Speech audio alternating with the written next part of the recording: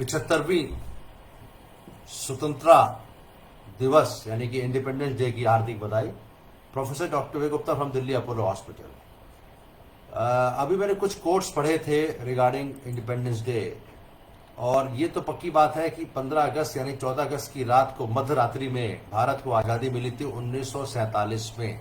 75वां साल शुरू हो रहा है, 74 साल खत्म हो चुके हैं, और इस दिन एक बड़े प्राइड की बात थी क्योंकि हुकूमत, ब्रिटिश हुकूमत से भारत आज़ाद हुआ था। इसमें कई लोगों के नाम हैं, जैसे कि आपको शुरुआत में बताएं कि the British had ruled over India for almost 2 century, 200 साल तक भारत के ऊपर ब्रिटिश साम्राज्य ने राज किया। 1757 में आए थे British empire, East India Company के नाम से वो बन के आए थे, बिजनेस करने आए थे, सूरत में आए थे, गुजरात में आए थे। पहला कदम उनका सूरत गुजरात में था, तो ईस्ट इंडिया कंपनी बनाई उन्होंने। 1619 में गुजरात में बनाया, और their rule became oppressive and sowed the seeds of rebellion. इतना ज्यादा उन्होंने कुंठा कर दी कि उन्होंने भारतवासियों के दिल में एक तरह का रिबेलियन प्रोड्यूस किया। इसमें फ्रीडम फाइटर्स ने महात्मा गांधी, सरदार वल्लभ भाई पटेल, नेताजी सुभाष चंद्र बोस, भगत सिंह, इन्होंने फ्रीडम स्ट्रगल में काम किया। भगत सिंह जी को तो फांसी हो गई थी मात्र 24 साल की उम्र में, मात्र 24 साल। नेताजी सुभाष चंद्र बोस का जो तैपई से विमान गायब हुआ 1945 में, अभी तक पता नहीं है कि उनकी कब मृत्यु हुई थी। महात्मा गांधी जी भी केवल 6 महीने तक आज़ादी देख पाए। 1948 में 30 जनवरी को, 47 में आज़ादी मिली, 48 में 30 जनवरी को उनकी मृत्यु हो गई और वो दिवंगत हो गए। तो ये कहना बड़ा मुश्किल है कि किन किन नेताओं का ज़्यादा हाथ रहा। देखिए, इनमें से 4-5 नाम बहुत इंपॉर्टेंट हैं जिन्होंने फ्रीडम स्ट्रगल में पार्टिसिपेट किया। आज़ादी आसानी से नहीं मिली थी, लेकिन एक मन बना चुके थे ब्रिटिशर्स की अब ज़्यादा देर यहाँ पे टुकना मुश्किल है, और इसीलिए उन्होंने एक कॉन्स्पिरेसी के तहत भारत के 2 टुकड़े कर दिए और एक भारत और पाकिस्तान का जन्म दिया। इसमें जिन्ना जी का रोल रहा है। जिन्ना, मिस्टर मोहम्मद अली जिन्ना, जो कि एक बड़े एग्रेसिव मुस्लिम लीडर थे। वो किसी बात पे सुनते नहीं थे, किसी के समझते नहीं थे। उनके आगे महात्मा गांधी जी ने भी घुटने टेक दिए, और फाइनली भारत का विभाजन हो गया, जो कि बहुत बड़ी त्रासदी है। और कल ही भारत के प्रधानमंत्री जी ने कहा कि most unfortunate thing which has happened in the life of Bharat is the partition. 1.5 crore आदमी एक तरफ से दूसरी तरफ गया, उसमें कितने लाख लोगों की मृत्यु हो गई। इट इज समथिंग लाइक अपने पैर को कुल्हाड़ी मारना। इसका something like it is worse than the Covid. अभी हम लोग कोविड से गुजर रहे हैं, लेकिन वो पार्टीशन इतना दुखद था, लेकिन कोई रोक नहीं पाया। फाइनली पाकिस्तान बना, मोहम्मद अली जिन्ना वहाँ के प्रधानमंत्री बने, जवाहरलाल नेहरू यहाँ के हैं, सबको हिस्ट्री पता है।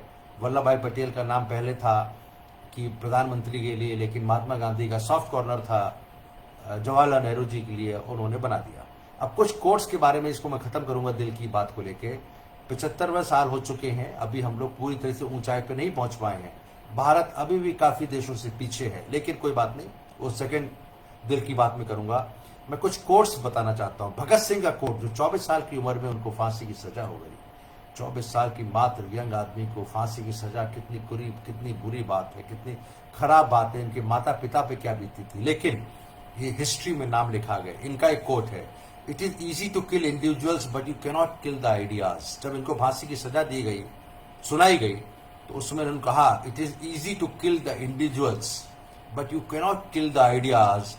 Great empires crumbled while the ideas survived. यानी कई साम्राज्य गिर गए, लेकिन आइडियाज सर्वाइव किए। उनका आइडिया था देश छोड़ाओ।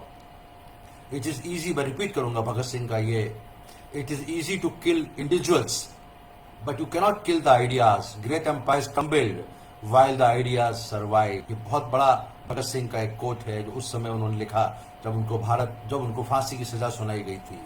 एक और कोट है जो कि स्वामी विवेकानंद का है, जो कि विवेकानंद तो बहुत पहले की बात है, लेकिन उन्होंने कहा let in new India rise out of peasants cottage grasping the plough out of huts cobbler and sweeper. उन्होंने कहा कि जो निचले लोगों के हैं उससे नया इंडिया होगा। मैं फिर से रिपीट करूंगा, let new India rise out of peasants यानी कि farmers, cottage grasping the plough जो कि हल चला रहा है, आउट ऑफ हट्स जो कि झोपड़ी में रह रहा है, cobbler and sweeper. Swami Vivekananda की भी मृत्यु बहुत ही कम उम्र में हुई, शायद 40 और 45 साल की उम्र में ही इनकी उन्होंने समाधि ले ली गई जैसा कहा जाता है। इंदिरा गांधी जो कि हमारी प्रधानमंत्री रही हैं, काफी सालों तक राज किया, जवाहरलाल नेहरू जी की पुत्री थी, इनका भी अच्छा कोट है, मैं पढ़ना चाहूंगा। We have believed and we do believe that now that freedom is indivisible, that peace is indivisible, that economic prosperity is indivisible। यानी कि आप विभाजन नहीं कर सकते फ्रीडम का, पीस का और प्रॉस्पेरिटी का विभाजन नहीं हो सकता। ये इंदिरा गांधी का कोट है। We have believed and we do believe now that freedom is indivisible, that economy, that peace is indivisible, that economy and prosperity is indivisible। Indira Gandhi का कोट है। जवाहरलाल नेहरू का कोट भी बड़ा होता है, इन्होंने भी लिखा हुआ अच्छा है। इन्होंने कहा कि जब रात में जब मध्य रात्रि 14 अगस्त को जब आजादी मिली थी, long years ago we made a tryst with destiny, long years ago we made. Jawaharlal Nehru की इंग्लिश बहुत अच्छी थी, he was actually educated from British, उनकी इंग्लिश काफी अच्छी थी। Long years ago we made a tryst with destiny and now the time come when we shall redeem our pledge at the stroke of the midnight hour when the world sleeps। जब दुनिया सो रही होगी, India जागेगा सवेरे, India will awake to life and freedom. इन्होंने ये 14 अगस्त को लिखा है। इन्होंने फिर से पढ़ूंगा। Long years ago we made a tryst with destiny, that now destiny से हमने एक तरह का ट्रिस्ट करा, and now the time has come when we shall redeem our pledge at the stroke of the midnight, यानी कि 12 बजे की रात को, when the world will sleep, world is sleeping, India will awake, India Bharat जगेगा सवेरे, freedom के साथ जगेगा। ये 14 अगस्त की रात को इन्होंने लिखा है कि सवेरा होगा और हम आजाद होंगे। महात्मा गांधी जी का लड़ाई बड़ी अलग तरीके की थी। इन्होंने अहिंसा की लड़ाई करी, इन्होंने सबको बांध के रखा। ये एक्चुअली भारत के वकील थे जो बॉम्बे में थे और साउथ अफ्रीका चले गए। साउथ अफ्रीका में ब्लैक्स के खिलाफ काफी लोगों को हेट्रेड थी, तो he was one of them who suffered hatred. इनके दिमाग में एक बात जगी कि हम भारत चल के अंग्रेजों को बाहर करेंगे। अगर उस दिन ये ट्रेन की यात्रा ना कर रहे होते, जहां पे ये बिना टिकट के थे, इनको बाहर ना फेंक दिया जाता, तो शायद महात्मा गांधी ना हो, शायद मोहनदास करमचंद गांधी महात्मा गांधी ना बनते। तो मैं तो I would be thankful to the person, the collector in South Africa, जिन्होंने इनको बाहर फेंका था। अगर इनको बाहर फेंका नहीं जाता तो भारत की आजादी में मोहनदास करमचंद गांधी का इतना बड़ा नाम ना होता, और शायद आज जो आप नोट देख रहे हैं, जो 100 का नोट है या 500 का नोट, जो भारत में महात्मा गांधी की फोटो शायद ना छपी होती। It is all because of that ticket collector जिसने ट्रेन से इनको बाहर फेंक दिया। और ये साउथ अफ्रीका गए। ये सब सारी बातें तो होनी को कौन टाल सकता वाली बात है। इनको होना था, इनको राष्ट्रपिता बनना था, ये सारी कहानी हुई। इनका एक कोट है, freedom is never dear at any price. ये पैसे की बात कर रहे हैं, कहते हैं फ्रीडम इज नेवर डियर, यानी कि फ्रीडम को खरीदने के लिए कितना भी पैसा देना पड़े आप ले लीजिए। It is the breath of life, ये सांस है, लाइफ की सांस है। हम लोग कहते हैं सब तक सांस है तो आस है। एज ए डॉक्टर मैं कहता हूं, मैं अपोलो हॉस्पिटल में कार्डियोलॉजिस्ट हूं, मैं एंजियोप्लास्टी भी करता हूं, लेकिन इन्होंने कहा it is the breath of life, what would a man not pay for living. जो आदमी जीने के लिए जो पैसा देगा वही फ्रीडम के लिए पैसा देगा। यानी कि जीने के लिए आपको फ्रीडम चाहिए, और फ्रीडम के लिए जितना पैसा देना है आप दीजिए। Freedom is never dear at any price. एक और कोट है, बड़ा इंपॉर्टेंट है, चंद्रशेखर आजाद।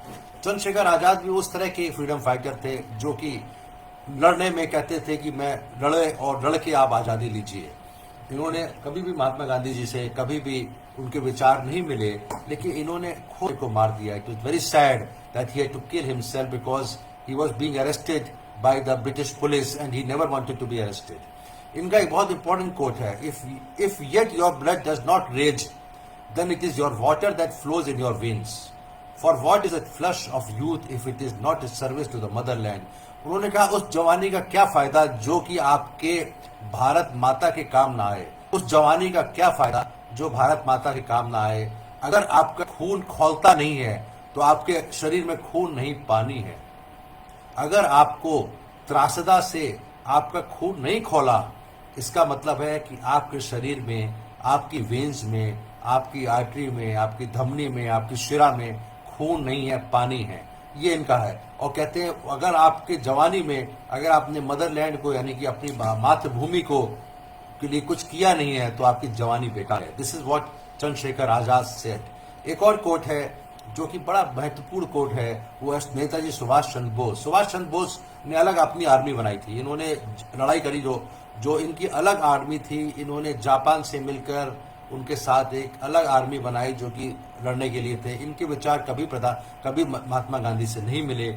उन्होंने कहा कि इसको लड़के ही करना पड़ेगा। उन्होंने कहा you give me your blood I will give you independence. इन्होंने कहा तुम मुझे खून दो मैं तुम्हें आजादी दूंगा, कि जब लड़ेंगे तो मरेंगे तो खून बहेगा, लेकिन उन्होंने कहा आप मुझे खून दीजिए। ये पब्लिक के लिए नारा था, मैं तुम्हें आजादी दूंगा। This is Netaji Subhash Chandra Bose. लेकिन सुभाष चंद्र बोस आजादी देख नहीं पाए। 1945 में इनका विमान तैपई से उड़ा, क्रैश हो गया। अभी भी इनके बड़ी हिस्ट्री चल रही है, क्या उस समय सही में मरे थे या मारे गए थे या गायब कर दिए गए, ये कहानी अभी भी एक बहुत बड़ी मिस्ट्री के रूप में है।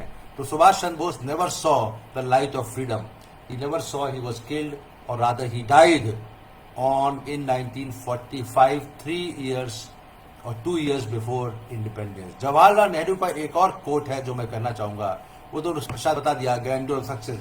Eight the dawn of history, India started on an unending quest, and countless centuries are filled with her striving and the grandeur of her success and her failures. Though through good and ill fortune alike, she has never lost sight of that quest or forgotten the ideals which give her strength. India को she और ही की जगह she माना गया है। तो उन्होंने कहा कि एट द हिस्ट्री आई है जबकि भारत को आज़ादी मिली है। तो इस तरह के कुछ कोट्स हैं जो मैंने पढ़े। मैं professor doctor V Gupta, Delhi Apollo hospital से आपको 75वां साल शुरू हुआ है, खत्म नहीं हुआ, 75वां साल शुरू हुआ है आज़ादी का। इस पर आपको हार्दिक बधाई देता हूँ। Doctor V Gupta from Indraprastha Apollo hospital, new Delhi, on 15th of August at around 5 PM in Delhi. Thank you. Bye-bye.